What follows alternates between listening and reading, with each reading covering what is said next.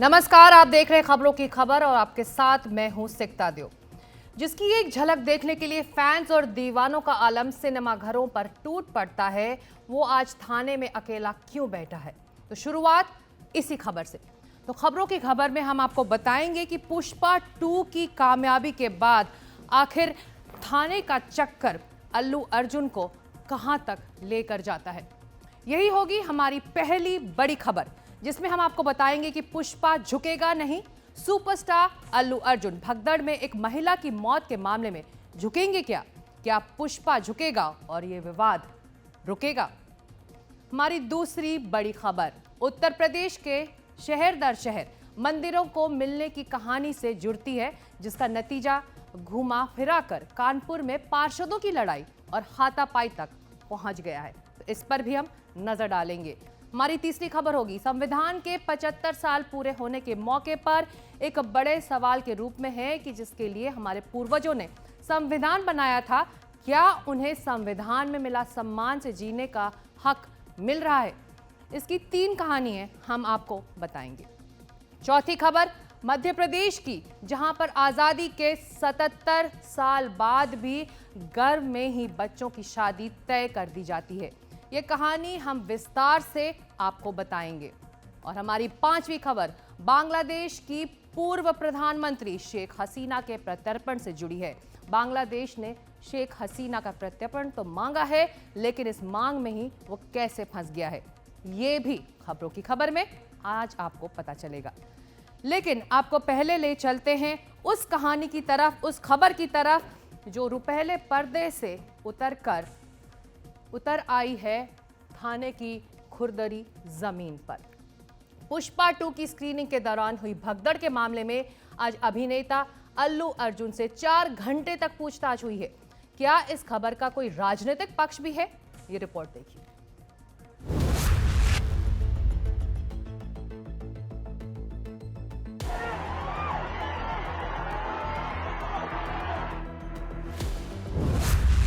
Reel के पुष्पा और real life के पुष्पा यानी अल्लू अर्जुन को मिक्स करके देखने की क्या जरूरत है? पुष्पा 2 का एक डायलॉग याद करेंगे तो पूरी खबर को समझते हुए आगे बढ़ना आसान होगा। फिल्म में एक जगह पुष्पा बोलता है, जब एक पति अपनी बाइकों की सुनता है तो क्या होता है, दुनिया को बताएगा मैं। आज हम विस्तार से बताएंगे आखिर इस डायलॉग की चर्चा क्यों करनी पड़ रही है। लेकिन पहले आज की तस्वीरों पर लौटते हैं। मंगलवार सुबह अल्लू अर्जुन की एक तस्वीर दिखती है जिसमें वो घर से निकल रहे हैं। पुलिस स्टेशन जाने के लिए वो अपनी गाड़ी के पास खड़े हैं। उनकी पत्नी और बेटी भी वहीं खड़ी हैं। अल्लू बेटी को प्यार करते हैं। गाड़ी में बैठने के बाद पत्नी का हाथ पकड़ते हैं। गाड़ी का दरवाजा खोलकर उनका स्टाफ अल्लू को कुछ पकड़ाता है। इसके साथ ही गाड़ी आगे बढ़ जाती है। इसके बाद अल्लू अर्जुन हैदराबाद के चिक्कड़पल्ली पुलिस स्टेशन पहुंचते हैं, जहां उन्हें 4 दिसंबर को हुए हादसे के मामले में पूछताछ के लिए बुलाया गया होता है। 4 दिसंबर को पुष्पा 2 के प्रीमियर के दौरान मची भगदड़ में एक महिला की मौत हो गई थी।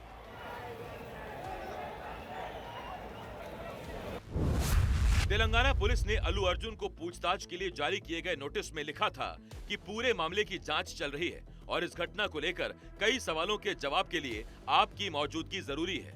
जरूरी हुआ तो तथ्यों की पड़ताल के लिए आपको उस जगह पर भी जाना होगा जहां हादसा हुआ था।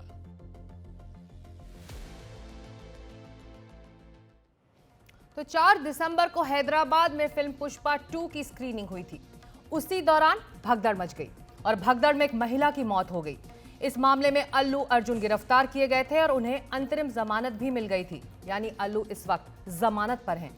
अल्लू अर्जुन इस पूरे केस में खुद को निर्दोष बताते हैं, लेकिन पुलिस के रवैये से लगता नहीं कि उन्हें तुरंत कोई राहत मिलने जा रही है।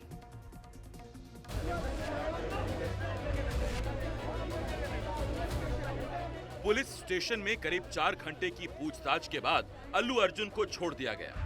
खबरों के मुताबिक इस दौरान अल्लू से 8 सवाल पूछे गए। पहला सवाल, इतनी भीड़ में आप सिनेमा हॉल क्यों गए? दूसरा सवाल, आपने पुलिस की चेतावनी क्यों नहीं सुनी?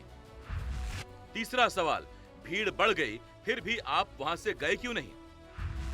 चौथा सवाल, क्या आप लोगों ने पुख्ता सुरक्षा इंतजाम कर रखे थे? पांचवा सवाल, आपको पता था कि प्रीमियर में आने की परमिशन नहीं थी? छठा सवाल, परमिशन नहीं थी फिर भी वहां आने का फैसला किसने लिया? सातवां सवाल, आपको किसी पुलिस वाले ने भगदड़ की जानकारी दी थी? और आठवां सवाल, आपको कब पता चला कि भगदड़ में एक महिला की मौत हुई है?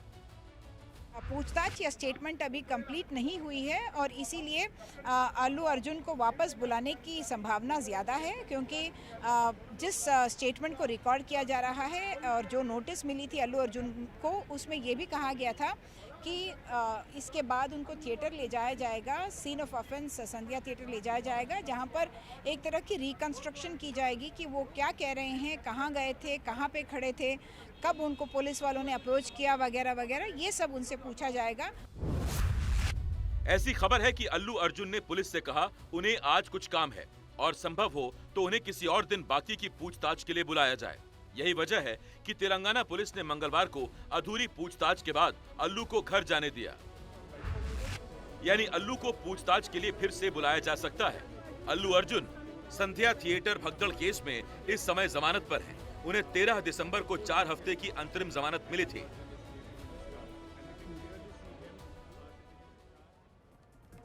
पुलिस ने अल्लू अर्जुन से जो सवाल किए हैं उनमें आखिरी सवाल पर ध्यान दीजिए। अल्लू से पूछा गया कि आपको कब पता चला भगदड़ में एक महिला की मौत हुई है। दरअसल इसी सवाल को लेकर तेलंगाना की विधानसभा में भी अल्लू अर्जुन के खिलाफ विरोध के स्वर उठे हैं। आइए आपको दिखाएं कि बीजेपी क्यों कह रही है कि अल्लू अर्जुन को झुकाने की कोशिश हो रही है।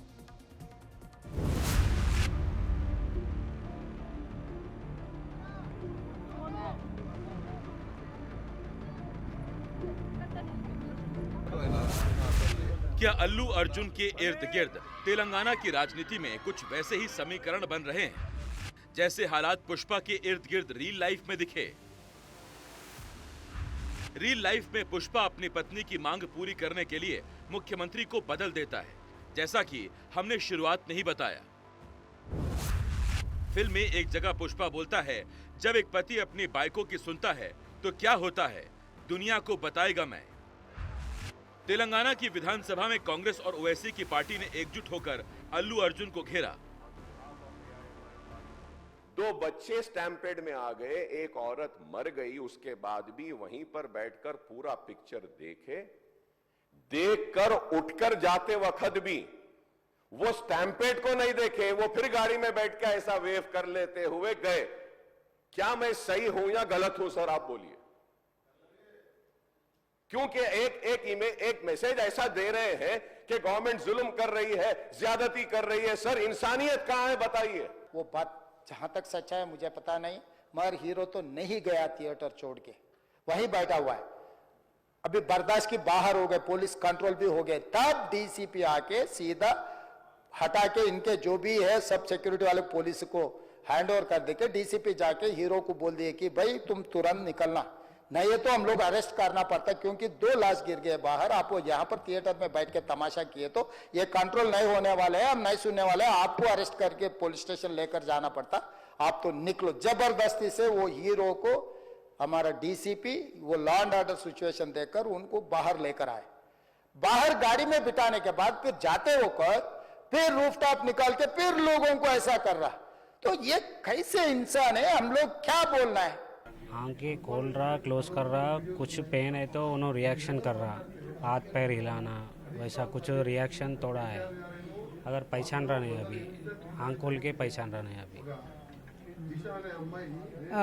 आपने बहुत बड़ा दिल के साथ उस दिन कहा था, मैंने सुना आपको कहते हुए कि आपको लगता है कि इस हादसे के लिए अल्लू अर्जुन जी जिम्मेदार नहीं है और आप अपना केस भी वापस लेने के लिए तैयार हैं।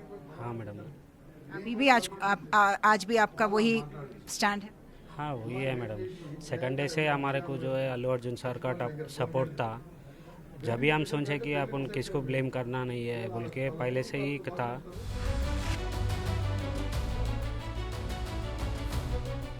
लेकिन बीजेपी का आरोप है कि तेलंगाना की कांग्रेस सरकार अल्लू अर्जुन से हिसाब चुकता करना चाहती है।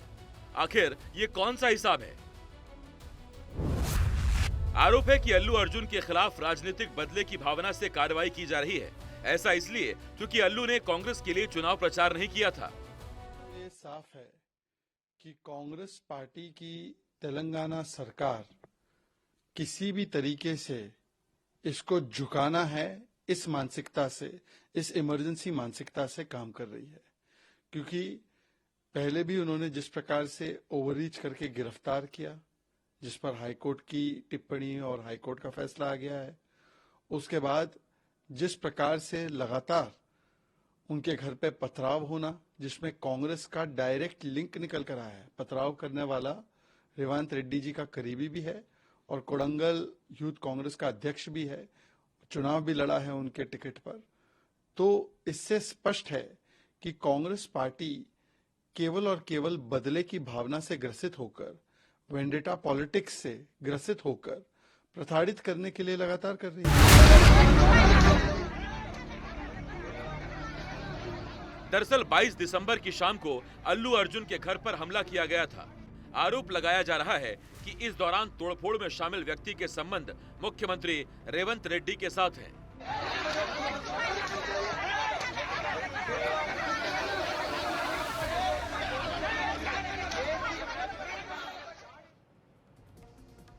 बढ़ते हैं आगे। आजकल बाबा साहेब अंबेडकर और उनके बनाए संविधान की दुहाई बहुत दी जा रही है, लेकिन वो संविधान जिनके हकों के लिए है, जिनकी मर्यादा से भरी जिंदगी के लिए बनाया गया था, उनकी क्या स्थिति है? तो उनकी स्थिति ये है कि कहीं किसी नाबालिग दलित लड़के को ऐसी शारीरिक और मानसिक प्रताड़ना दी जाती है कि वो खुदकुशी कर लेता है। कहीं पुराने जमाने के साहूकारों का खौफ किसी आम आदमी की जान ले लेता है, तो कहीं कुछ किलो धान की चोरी पर किसी युवक को पीट पीट कर मार दिया जाता है। हमारी ये खास रिपोर्ट।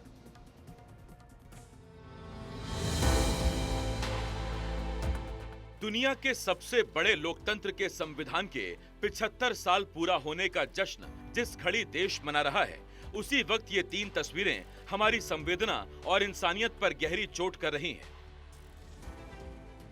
छत्तीसगढ़ के धमतरी में एक युवक को धान चोरी के शक में पीट पीट कर मार डाला गया। उत्तर प्रदेश के बस्ती में एक बच्चे को इस कदर शारीरिक और मानसिक रूप से प्रताड़ित किया गया कि उसने खुदकुशी कर ली।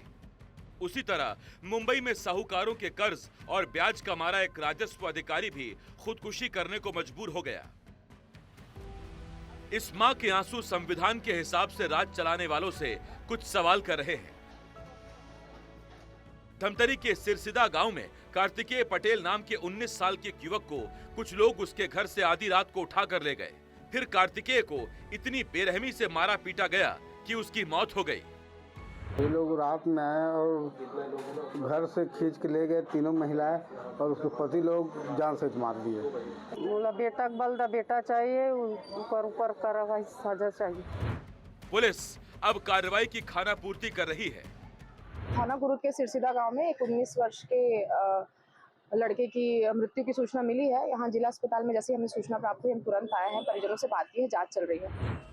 वहीं यूपी के बस्ती जिले के कप्तानगंज थाना के कोइलपुरा गांव में 17 साल के एक दलित नाबालिग से ऐसी ज्यादती हुई कि उसने फंदे से लटककर जान दे दी। उस युवक को एक बर्थडे पार्टी में बुलाकर पहले निर्वस्त्र किया गया, फिर उसकी पिटाई हुई, यहाँ तक कि आरोपियों ने उसके मुंह में पेशाब कर दिया। साथ ही उसका वीडियो बनाकर वायरल करने की धमकी दी गई। परिजनों का आरोप है कि जब लड़के ने वीडियो डिलीट करने को कहा तो आरोपियों ने उसे थूक कर चटवाया भी। इससे परेशान होकर उस नाबालिग लड़के ने खुदकुशी कर ली। इस मामले में पुलिस की भूमिका भी सवालों के घेरे में आई कि उसने समय रहते कोई कार्रवाई नहीं की। लेकिन दलित लड़के की खुदकुशी के बाद प्रशासन हरकत में आया और सभी चारों आरोपी गिरफ्तार कर लिए गए। वहीं कप्तानगंज के एसएचओ दीपक दुबे को सस्पेंड कर दिया गया है। परिवारजनों ने आरोप लगाया है कि कुछ लोगों ने जिनको आदित्य पहले से जानता था बर्थडे पार्टी में बुलाया और उसको वहाँ उसके साथ मारपीट की। उसी से क्षुब्ध होकर इसने आत्महत्या की है। परिवारजनों की तहरीर पर 4 नामजद व्यक्तियों के खिलाफ मुकदमा दर्ज कर उनको गिरफ्तार कर लिया गया है। इसमें पुलिस द्वारा तुरंत कार्रवाई नहीं किए जाने के आरोप लगाए गए, जिसके संबंध में जांच प्रचलित है और एसएचओ कप्तानगंज को तत्काल प्रभाव से निलंबित किया जाता है। दोनों पक्ष एक ही बिरादरी के हैं और दोनों में पहले से ही बातचीत होती थी, एक दूसरे को जानते पहचानते थे। मौके पर शांति व्यवस्था कायम है। वहीं मुंबई में आबकारी विभाग के संविदा कर्मचारी शाहू माने ने निजी साहूकारों की प्रताड़ना से तंग आकर खुदकुशी कर ली। खास तौर से कोविड के बाद हम देख रहे हैं कि ऐसे मामले बढ़े हैं कि जिन लोगों ने लोन लिया नहीं चुका पा रहे हैं और प्रताड़ना की वजह से मौत को गले लगा रहे हैं।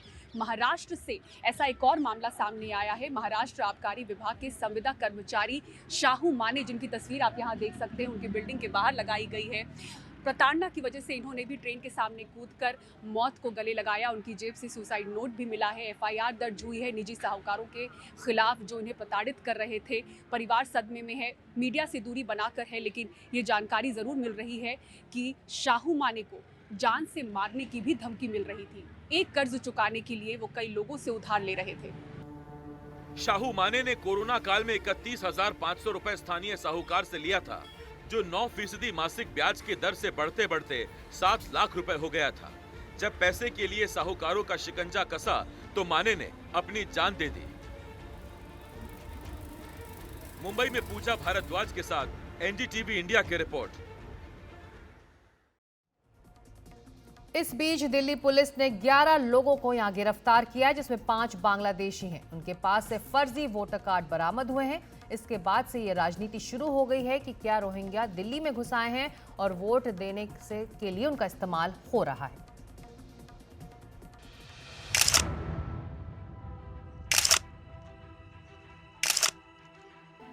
दिल्ली में 5 बांग्लादेशियों समेत 11 लोग गिरफ्तार किए गए तो कई चौंकाने वाले खुलासे हुए। सबसे बड़ा खुलासा ये कि जंगल के रास्ते बांग्लादेशी भारत में आते हैं और दिल्ली तक पहुंचकर अवैध वोटर कार्ड और आधार कार्ड भी बनवा लेते हैं। पुलिस ने जिस गिरोह का भंडाफोड़ किया है, उसके पास से कई वोटर कार्ड भी जब्त किए हैं। साउथ डिस्ट्रिक्ट ने जो बांग्लादेशी इलीगल इमिग्रेंट्स हैं उनके खिलाफ मुहिम चलाई थी। उसमें 4 सस्पेक्ट लोग हमारे एक मर्डर केस में वांटेड थे। उनको पकड़ा गया, उनसे पूछताछ की गई तो मालूम चला ये लोग बांग्लादेश से आए थे। ये लोग लास्ट ईयर बांग्लादेश में फर्जी आईडी लेके घुस जाते हैं, इंडिया में एंटर करें। यहाँ पे आके साहिल पूनम कंप्यूटर सेंटर है रोहिणी एरिया में, उसके साहिल एक नाम के बंदे से कांटेक्ट कराया। उसने इनको मिलके फर्जी इनका बर्थ सर्टिफिकेट बनवाया और साथ ही साथ उससे आधार कार्ड में चेंज कराया। इनको अंडर 17 में एनरोल कराया। बेशक ये लोग 25-26 साल के थे। 1000 सर्टिफिकेट्स नकली हो सकते हैं। इसमें से कितने बांग्लादेशी हैं, कितने इलीगल इमिग्रेंट हैं, ये चीज अभी हम इन्वेस्टिगेशन का पार्ट है, वो इन्वेस्टिगेट कर रहे हैं उसमें। साथ ही साथ इसमें टोटल फिर अरेस्ट अभी तक टोटल साउथ दिल्ली ने लगभग 5 बांग्लादेशी, जिसमें 2 मेल 3 फीमेल और 6 अन्य लोग हैं जिन्होंने उनकी मदद करी थी, उनको अरेस्ट किया गया है। दरअसल उपराज्यपाल वीके सक्सेना ने दिल्ली में रह रहे अवैध बांग्लादेशी घुसपैठियों की पहचान करने और उनके खिलाफ सख्त कार्रवाई करने के निर्देश दिए हैं, जिसके लिए पुलिस ने 2 महीने का अभियान शुरू किया है। उपराज्यपाल के निर्देश और पुलिस की सख्ती के बाद दिल्ली की सियासत तेज है। चाहे वो बांग्लादेशी हो, चाहे वो रोहिंग्या हो, ये भारतीय जनता पार्टी को कभी वोट नहीं करते हैं। ये हमारे देश के दुश्मन हैं।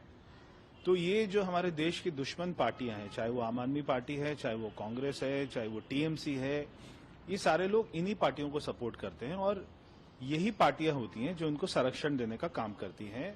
ये कहां से लेके आती हैं, कैसे इनके आधार कार्ड, कैसे फेक वोटर कार्ड, कैसे फेक राशन कार्ड इनके बन जाते हैं। और जो दिल्ली के मूल निवासी हैं, जो गरीब निवासी हैं, उनका राशन कार्ड नहीं बनता, मगर ये लोगों के आराम से बन जाते हैं, क्योंकि यहाँ के आम आदमी पार्टी के विधायक उनको सपोर्ट करते हैं, उनके लिए खड़े हो जाते हैं और अगर वो जरूरत पड़ती है तो उनके लिए कोर्ट में वकील भी देते हैं। तो ये केजरीवाल का अभी जो है अपना धीरे धीरे खुलासा हो रहा है सारे षड्यंत्र का। बॉर्डर सुरक्षा किसकी जिम्मेदारी है? अगर देश में कहीं भी रोहिंग्या है तो कैसे घुस रहे हैं? सीधे तौर पे अमित शाह जी अकाउंटेबल हैं, क्योंकि वो देश के गृह मंत्री हैं। दिल्ली में अगर कहीं रोहिंग्या है तो सीधे तौर पे जिम्मेदारी हरदीप पुरी जी की है, जिन्होंने 17/8/2022 को सार्वजनिक तौर पे ट्वीट करके बकायदा पीएमओ को टैग करते हुए कहा कि वो दिल्ली के बक्करवाला में रोहिंग्या को बसा रहे हैं। बांग्लादेशी घुसपैठियों को लेकर दिल्ली की सियासत इस कदर तेज है कि दिल्ली सरकार ने सभी स्कूलों को निर्देश दिया है कि वो अवैध बांग्लादेशी बच्चों का नामांकन रोक दें। ये बहुत सुंदर पहल हुई है। देखो जी, कोई भी, हम मानवता के समर्थक हैं, हम इंसानियत में विश्वास करते हैं, हमारे देश के बच्चों का अधिकार दूसरे देश के इलीगल घुसपैठिए क्यों छीने? और हम इनको चिन्हित करके हम इन्हें कोई सजा देने की बात नहीं कर रहे हैं। इनको डिटेंशन सेंटर में ले जाइए और इनको जिस देश से आए हैं इलीगल घुसपैठ करके उस देश में भेजेंगे। दिल्ली में वोट की लड़ाई कुछ दिनों पहले उस वक्त शुरू हुई थी जब अरविंद केजरीवाल ने चुनाव आयोग से शिकायत की थी। उन्होंने कहा था कि बीजेपी नेताओं के कहने पर वोटरों के नाम काटे जा रहे हैं। जवाब में बीजेपी ने कहा कि आम आदमी पार्टी ने अवैध घुसपैठियों के नाम वोटर लिस्ट में चढ़ाए।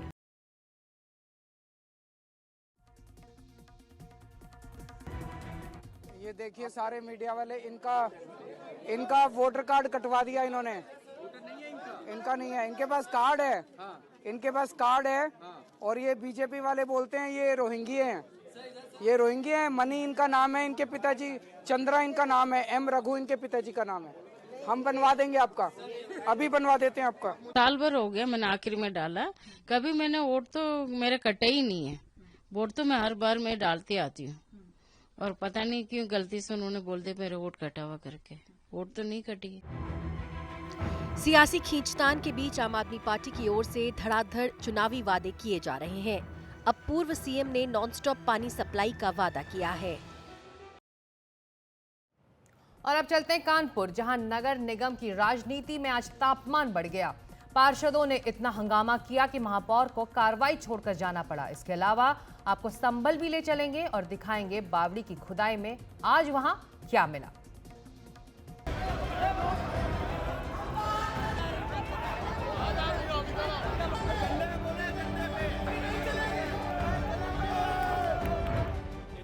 कानपुर नगर निगम की हलचल सड़क पर भी है और सदन में भी।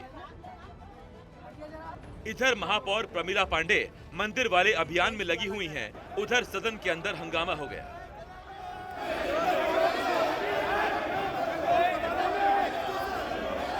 हंगामा इस कदर हुआ कि समाजवादी पार्टी और बीजेपी के पार्षदों के बीच हाथापाई की नौबत आ गई।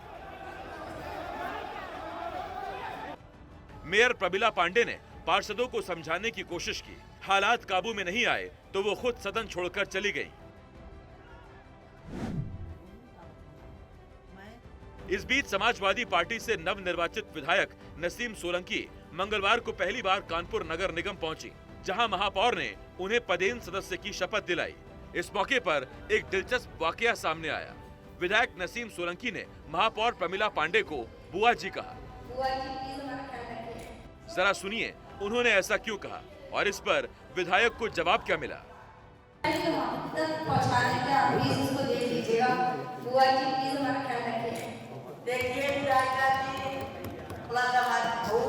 जी पूरे शहर की मेयर हूँ, सबका ध्यान बराबर रखती हूँ। किसके दिल में क्या है वो मैं नहीं जानती। मैं अपमान तो हूँ नहीं कि अपना सीना फाड़ के दिखा दूँ। ये सब हमारी जनता है, चाहे वो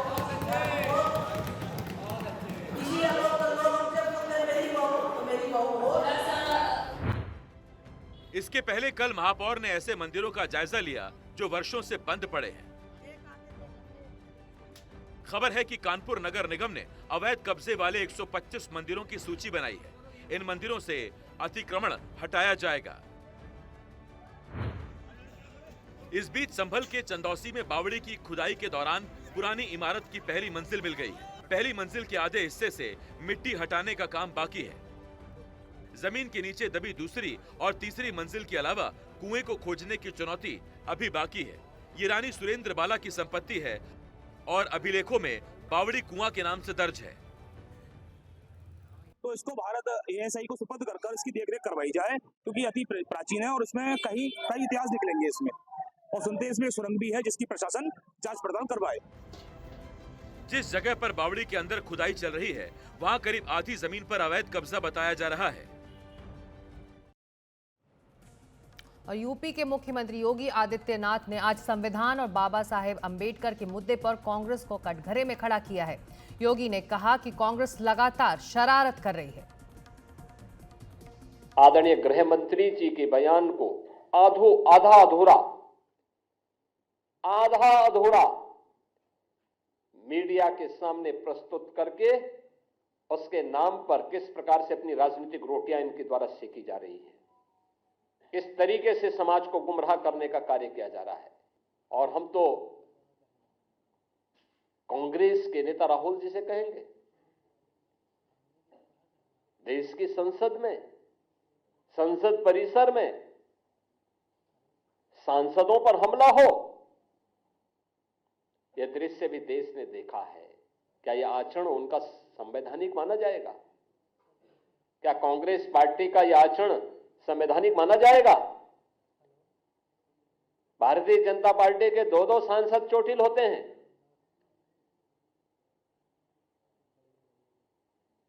एक बुजुर्ग सांसद, पूर्व केंद्रीय मंत्री चोटिल होते हैं, उन्हें गिराया जाता है। यानी अपने सारे कृत्यों को, मारपीट के कृत्यों को, बुजुर्गों को धक्का देने की कृत्यों को ये संवैधानिक बनाने का प्रयास करते हैं।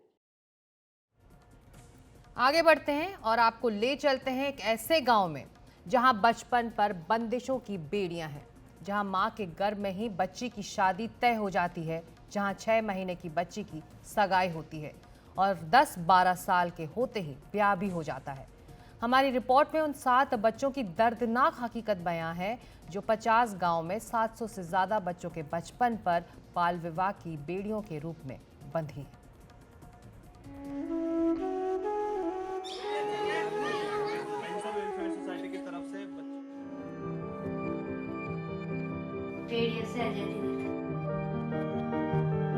ये मध्य प्रदेश के एक ऐसे गांव की कहानी है जिसे वक्त ने जैसे भुला दिया हो। जैतपुरा, राजगढ़ जिले का एक गांव। यहाँ की सड़कों की तरह ही लोगों की जिंदगी भी असमान और मुश्किल भरी है, जहाँ उम्मीद एक दूर का सपना बनकर रह गई है। आज हम राजगढ़ के जैतपुरा गांव में हैं और यहाँ तमाम उन बच्ची, खासतौर पे बाल विवाह से ये गांव जबरदस्त तरीके से जूझ रहा है और अपने कर्जे लेकर, कर्जे में यहाँ के तमाम लोग रहते हैं और तवरपुरा समाज खास तौर पर यहाँ का बाल विवाह के लिए पहचाना जाता है। छोटी छोटी बच्चियों को पाँव में कड़े पहना दिए जाते हैं, उसके बाद उनकी सगाई कर दी जाती है। हमारा सफर वहां से शुरू हुआ जहां 4 पहिए की रफ्तार नहीं पहुंच सकती। एक ऐसा सफर जिसमें कोशिश बचपन की पीड़ा और बाल विवाह की बेड़ियों में जकड़े सपनों की कहानी सामने लाने की है। यहाँ विकास केवल एक शब्द है जिस पर दर्द, तकलीफ, इमरजेंसी में एम्बुलेंस तक नहीं चल सकती। राजगढ़ के 622 ग्राम पंचायतों में ये एक कड़वी जिंदा सच्चाई है, जहां बचपन छीन लिया जाता है, सपनों को जंजीरों में जकड़ दिया जाता है और मासूमियत को कर्ज के बोझ तले बेचा जाता है।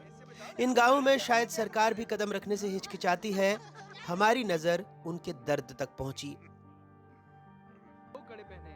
रामाबाई अब 40 साल की हैं। 30 साल पहले शादी हो गई थी। पैर में 2 कड़े हैं, एक सगाई की, एक शादी की। कितने उम्र में शादी हो गए था आपकी? हमारे तो बालपना में भी शादी कर दी। कितना? अत्ता छोटा। एक कड़ा जो छोटा वाला है, वो कितने, वो बाल शादी का है ना? ये छोटा वाला शादी का है और ये बड़ा वाला ये सगाई का है, ये शादी का है। गीता 22 साल की हो गई। 2 साल में सगाई हुई थी, 16 में शादी। बिटिया गोद में है, दबाव में है उसकी सगाई का, लेकिन गीता झुकने को तैयार नहीं। सगाई तो बालपना में हो गई। कितनी उम्र में बता? यही छोटी सी होगी, मैं 2-3 साल की। 2-3 साल की गोद में थी आप? हाँ। अच्छा, क्या हुआ था? शादी कर दी, यही सगाई कर दी छोटी सी की। हमारा गांव में ऐसे होता है, बच्चा बच्ची 6 महीने माँ गर्भ से होता है तो ये बोल देता है कि तुम्हारी लड़की होगी, हमारा लड़का होगा, तो दोनों की इधर शादी कर ले। छोटा उनकी कर दो शादी, मोटा हो जाए तो रकम रुपया लगे, जिनसे छोटा छोटा की कर दे। मतलब पैसा लगता है? पैसा लगता है। बड़ा हो जाए तो कोई 7 लाख मांगे, कोई 8 मांगते हैं। ये वो चेहरे हैं जो बालिग हैं, समझदार हैं, जो हम आपको दिखा सकते हैं। अब कुछ ऐसे चेहरे जिनमें मासूमियत है, वो उड़ना चाहते हैं लेकिन उन्हें बांध दिया गया है। कोई पढ़ना चाहता है, कोई खेलना चाहता है, कोई 15 साल का है तो कोई 12 साल की। सिर्फ लड़कियां ही नहीं, लड़कों का बचपन भी सगाई की बेड़ियों में जकड़ा हुआ है।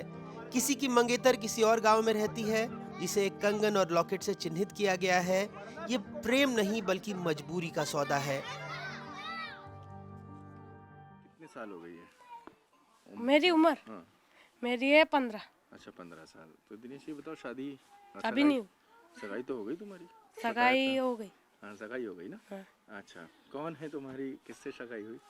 वो गंगा पाठ से है। बड़े पापा ने करी, अभी छोटी थी जब भी करते चले। कितने साल की उम्र थी? होगी 1 साल में। 1 साल की। हाँ। तो कैसे क्या बोला गया था? कुछ नहीं, ऐसे ही कर आए वो। सगाई सगाई हो गई। क्या मिला था? कड़ा। कड़ा मिला था। वो कड़ा बना दिया। अब जो जिससे होनी है शादी वो कहाँ है? वो उसके घर पे। हाँ सर हमारी तो सगाई हो गई। सगाई हो गई। हाँ क्या बोल के की थी? सर हमारे मम्मी पापा ने करी थी हमारी से। क्या मिला था मम्मी पापा को? सर हमको नहीं पता। इन बच्चों के लिए पायल, कड़े, गहने नहीं बल्कि जंजीरें हैं। परंपरा का बोझ हैं, उनके भविष्य को जकड़े हुए हैं। मासूम के पैर कड़े के बोझ से दुखते हैं। माँ बाप से गुजारिश करती है तो परंपरा की घुड़की मिलती है। पैर में आपके कड़े हैं। हैं? हाँ भारी लगते हैं? हाँ कितने भारी लगते हैं? बहुत लगते हैं। बहुत लगते हैं। तो मम्मी से कितनी बार बोलती है? पापा से बोलती है, मम्मी से बोलती है कि कड़े भारी लग रहे हैं? मम्मी से पापा से, दोनों से। अच्छा दोनों से बोलती हाँ। हो। तो कितने दिन में बोलती हो? एक हर रोज बोलती हो? रोज ही बोले क्या? कि पाँव दुख रही। कई बार बच्चों को बताया जाता है ये सुंदरता है, लेकिन वो इसे बेड़ियां ही मानते हैं, उत्पीड़न का प्रतीक, जिन्हें लड़कियों के जीवन में जकड़ दिया जाता है। वो इस बंदिश से परे एक जीवन का सपना देखती हैं, लेकिन परंपरा उसे बार बार खींच लेती है। ये ऊपर वाला छोटा वाला पहला है। हाँ। और जो बड़ा वाला है वो बड़ा वाला फिर बाद में पहना दिया शादी के वक्त। हाँ। अच्छा अभी आपकी क्या उम्र है? हमारी उम्र होगा 20-22 साल। 20-22 साल। तो सगाई कितने में हो गई थी? सच्ची सच्ची बताना। सगाई होगी होगा छोटी सी होगा जब मुझे पता नहीं। साल भर 6 महीना। हाँ। गांव वाले बेशर्मी से इसे एक मजबूरी बताते हैं, कर्ज से बचने का तरीका, बड़े होने पर शादी की लागत से बचने का उपाय। लेकिन इसकी कीमत बच्चे चुकाते हैं, जिनकी जिंदगियां लेन देन में सिमट जाती हैं।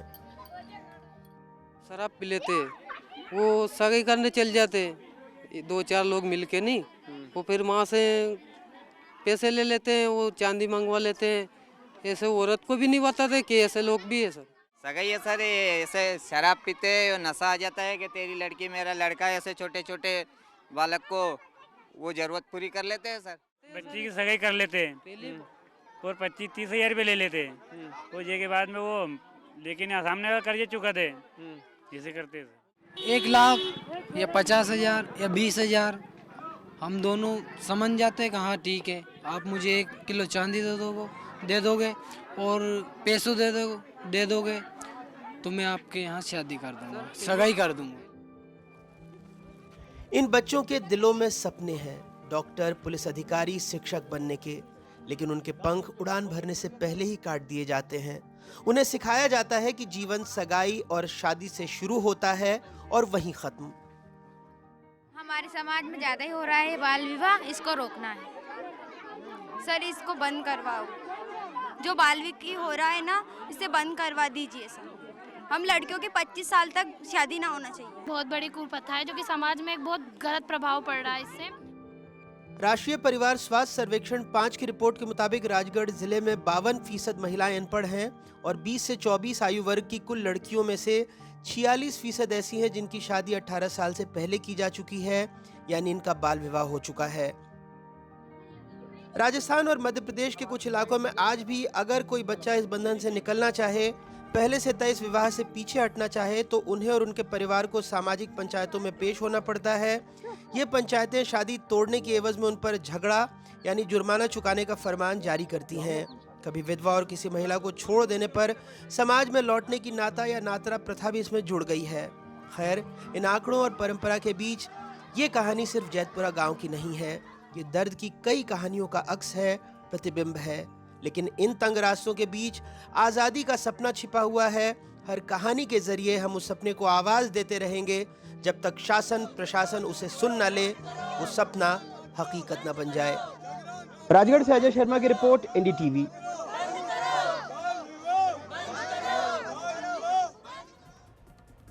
ये हमारे समाज की हकीकत है, वो भी तब जब संविधान के 75 साल पूरे हो गए हैं और ये हमारा संविधान सभी को बराबरी का अधिकार भी देता है। अब बात बांग्लादेश की। बांग्लादेश में तख्ता पलट के बाद से पूर्व प्रधानमंत्री शेख हसीना भारत में हैं। बांग्लादेश की अंतरिम सरकार महीने से शेख हसीना के प्रत्यर्पण की बात कर रही है। अब इसकी मांग भेज भी दी है, लेकिन क्या शेख हसीना का प्रत्यर्पण आसान है या फिर शेख हसीना को वापस बुलाने के चक्कर में बांग्लादेश की सरकार कहीं खुद तो नहीं फंस रही है? देखिए हमारी ये रिपोर्ट। शेख हसीना के राज में बांग्लादेश से भारत के मधुर संबंधों की याद बांग्लादेश की अंतरिम सरकार के प्रमुख मोहम्मद यूनुस को सोने नहीं दे रही है।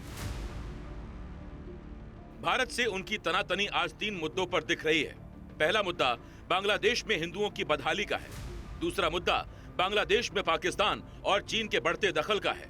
और अब तीसरा मुद्दा शेख हसीना के प्रत्यर्पण की मांग का है। अब ये ऑफिशियल है कि बांग्लादेश की अंतरिम सरकार ने भारत को अपने पूर्व प्रधानमंत्री शेख हसीना के प्रत्यर्पण के लिए मौखिक नोट भेजा है। विदेश मंत्रालय ने इसे माना है, लेकिन अभी कुछ कहने से बच रहा है। जाहिर है कि कूटनीति का चक्रव्यूह इतनी आसानी से नहीं टूटता। जिस तरह से ये इंटरिम सरकार इनके पीछे गई है और लगी हुई है, मुझे लगता नहीं कि इनको वहां पे फेयर ट्रायल मिलेगा और या कोई भी और कुछ भी हो सकता है। इनको फिनिश भी कर सकते हैं। अब सवाल है कि क्या बांग्लादेश के मौखिक नोट पर भारत उस शेख हसीना के प्रत्यर्पण को तैयार हो जाएगा जो भारत की दोस्त रही हैं? इसके जवाब में कई पहलू सामने आ रहे हैं। पहली बात तो यह है कि भारत ये फैसला गुण दोष के आधार पर कर सकता है। भारत और बांग्लादेश के बीच प्रत्यर्पण संधि तो है, लेकिन 2013 में उसमें जुड़ा एक प्रावधान शेख हसीना को बचा सकता है। उस प्रावधान के मुताबिक राजनीतिक अपराध में अगर प्रत्यर्पण की बात हो तो संबंधित देश मना कर सकता है। प्रत्यर्पण की संधि के अनुच्छेद 6 के मुताबिक राजनीतिक प्रकृति के अपराध से जुड़े मामले में प्रत्यर्पण के अनुरोध को सरकार ठुकरा सकती है। वहीं संधि के अनुच्छेद 8 में प्रत्यर्पण से इनकार करने के आधारों की एक सूची दी गई है, जिसमें कहा गया है कि भारत उस स्थिति में प्रत्यर्पित नहीं कर सकता है जब उसे लग जाए कि भेजे जा रहे आदमी के खिलाफ आरोप न्याय संगत और सद्भावनापूर्ण नहीं लग रहे हों। शेख हसीना 5 अगस्त को तख्ता पलट के वक्त से ही भारत में रह रही हैं। हालांकि बांग्लादेश में उनके प्रत्यर्पण की मांग जब तक सुनाई पड़ती थी, लेकिन मौखिक नोट अब आया है जिसमें संधि के प्रावधान शेख हसीना के लिए राहत का सामान बन गए हैं।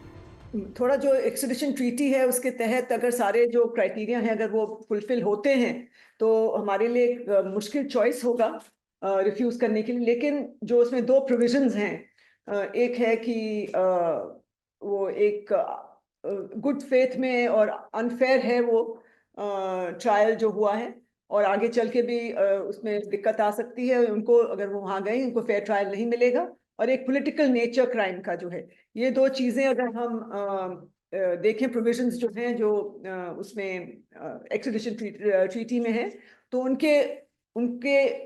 उसके नीचे या उसके तहत हम मना कर सकते हैं, मुझे लगता है। और मुझे लगता है मना करना भी चाहिए, क्योंकि उनको थ्रेट है अगर वो अब वापस अपने देश में जाती। जिस पाकिस्तान के अत्याचारों से त्रस्त होकर पूर्वी पाकिस्तान के लोगों ने 53 साल पहले अपने लिए आजादी का सपना बुना था और बांग्लादेश बनाया था, आज वही बांग्लादेश पाकिस्तान के जाल में बुरी तरह उलझा हुआ है। इस कारण भी वो भारत के खिलाफ नफरत का भाव लेकर बैठा है, और वो भाव वहाँ हिंदुओं पर जुल्म के रूप में सामने भी आता रहता है। इस मामले में अमेरिका के राष्ट्रीय सुरक्षा सलाहकार जैक सुलिवन ने सोमवार को बांग्लादेश के अंतरिम सरकार प्रमुख मोहम्मद यूनुस को समझाया कि अल्पसंख्यकों के सवाल पर नरमी दिखाएं।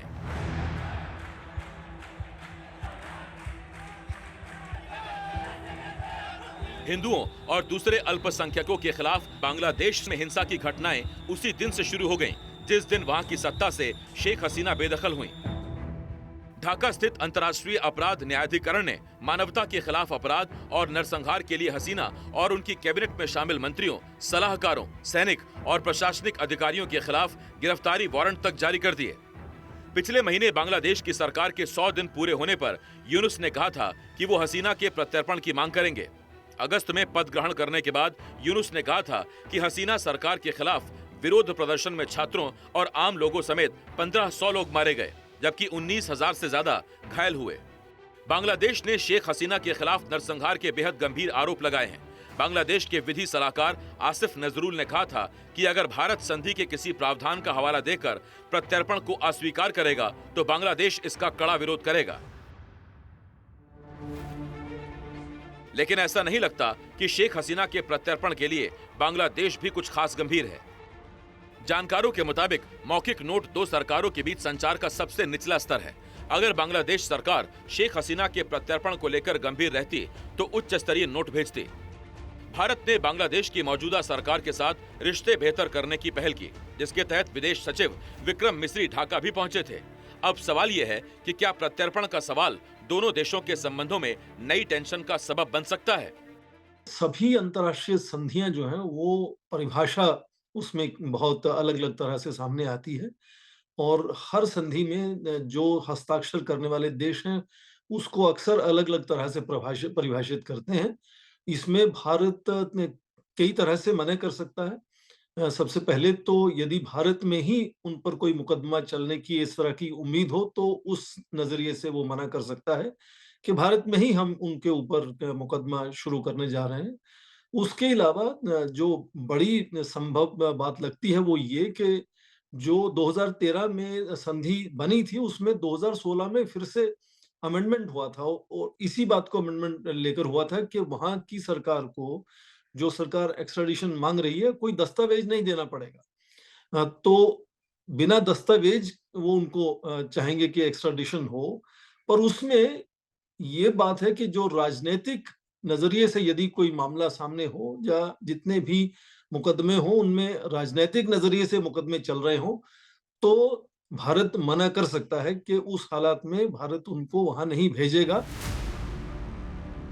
जानकारों का यह भी मानना है कि अगर बांग्लादेशी सरकार अदालत का रुख करती है तो भारत भी विभिन्न कारणों का हवाला देकर प्रत्यर्पण से इनकार कर सकता है। एनडीटीवी इंडिया की रिपोर्ट। दुनिया के कई देशों की आपस में प्रत्यर्पण संधि होती है, फिर भी तमाम देश किसी को प्रत्यर्पित करने से मना कर देते हैं। अमेरिका के खुफिया विभाग का पूर्व कर्मचारी एडवर्ड स्नोडेन ने कई खुफिया दस्तावेज लीक करने के बाद रूस में शरण ली थी। अमेरिका स्नोडेन को वापस चाहता है, लेकिन रूस तैयार नहीं। 1984 की भोपाल गैस त्रासदी के समय यूनियन कार्बाइड के प्रमुख वॉरेन एंडरसन पर देश में आपराधिक मुकदमा दर्ज हुआ, लेकिन अमेरिका ने आरोपी का प्रत्यर्पण रोक दिया था। उधर तिब्बती धर्मगुरु दलाई लामा के भारत में शरण देने के बाद चीन से रिश्ते बिगड़ते ही चले गए, लेकिन भारत 65 वर्षों से दलाई लामा को शरण दिए हुए है। अफगानिस्तान के राष्ट्रपति अशरफ गनी के तख्ता पलट के बाद कुछ नेताओं ने तुर्की में शरण ली।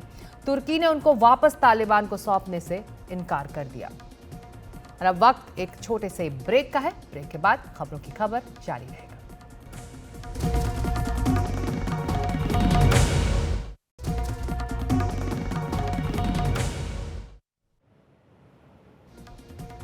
आप देख रहे हैं खबरों की खबर। अब खबर मौसम की। हिमालय के पहाड़ी इलाकों पर आजकल जबरदस्त बर्फबारी हो रही है। इससे मौसम का नज़ारा खूबसूरत हुआ है तो मुसीबतें भी बढ़ी हैं। बर्फबारी से 3 नेशनल हाईवे समेत 350 सड़कें बंद हो गई हैं। 680 ट्रांसफार्मर्स ठप पड़ने से बिजली विभाग की मुश्किलें भी बढ़ गई हैं। वहीं 24 घंटे में 4 लोगों की मौत भी हुई है।